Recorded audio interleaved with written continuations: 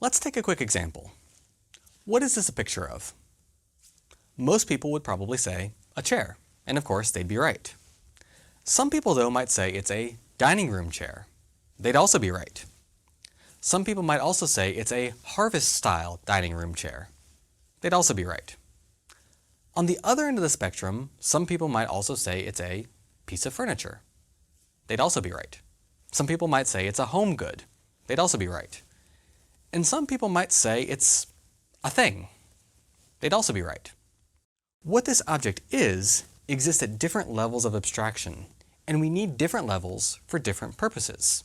For example, it wouldn't make much sense to ask, how many legs does a home good have? But it does make sense to ask, how many legs does a dining room chair have?